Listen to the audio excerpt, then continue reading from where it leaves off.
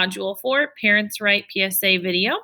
All parents were by law, the law of nature, under the obligation to preserve, nourish, and educate the children that they have begotten. And this is stated from John Locke's Second Civil Government in 1690.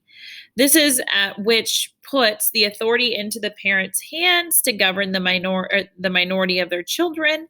And so, same publisher from John Locke's. And then those who nurture him and direct his destiny have the right, coupled with the high duty, to recognize and prepare him for additional obligations. And this was a court case, Pierce versus the Society of Sisters. So when schools are to ensure that that the parents have the opportunity to become members of the IEP team, and basically this makes that decision so that educational placement of their child can be appropriate for them.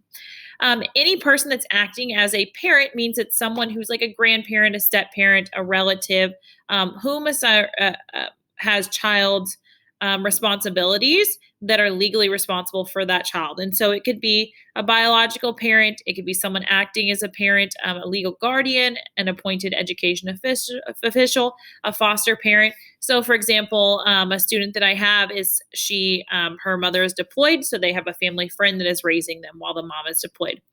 And so when we're talking about special education, who can have consent? And so basically when they are going to consent, it's the available parent, the one that's legally responsible for them. If the student is of the age of 18 or older, then they assume responsibility as an adult. Parental rights in special education, the notice to the parent. So a parental rights is given at least once a year. It is upon referral, or a parent can request it for the initial evaluation.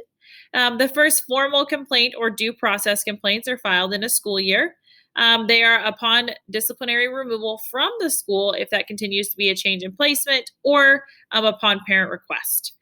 Prior written notice must happen in order for parents to have a reasonable amount of time before the school processes to initiate that change. So we need to have things like identification, evaluation, educational placement of their child, or provisions for special education. So when we consent, we have federal and state statutes that are going to regulate specific requirements for requesting parent consent. Consent is informed consent. It must have prior written notice that may accompany it, and the parent must agree in writing to that action. Parents, if a parent does not respond, within reasonable time, or a parent revokes their consent, which also must be in writing. The meeting that's scheduled for an annual IEP must be provided 10 days prior to that meeting. And the reason is so that there's a purpose, time, location to tell you who's on the team. And so your parental rights to invite people will benefit that child, especially with a Part C coordinator or a transitional IEP. We do a lot of transitional IEPs, especially in the grade that I teach of 8th grade, because around the 14-year-old age limit, we start with post-secondary transitions.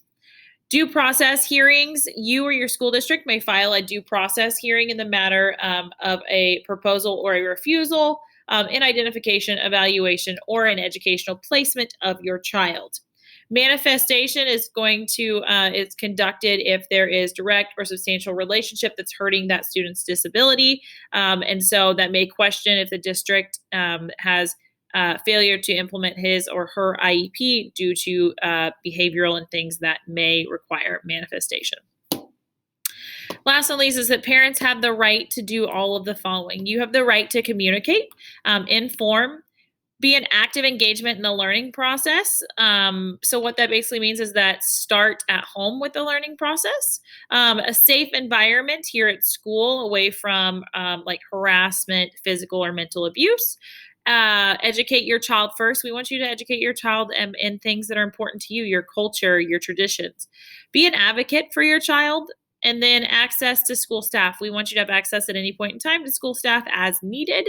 Resolution of problems. We want to fix problems as soon as possible, so please let us know.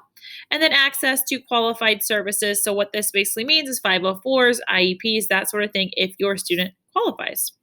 Here are the references that I used for my video.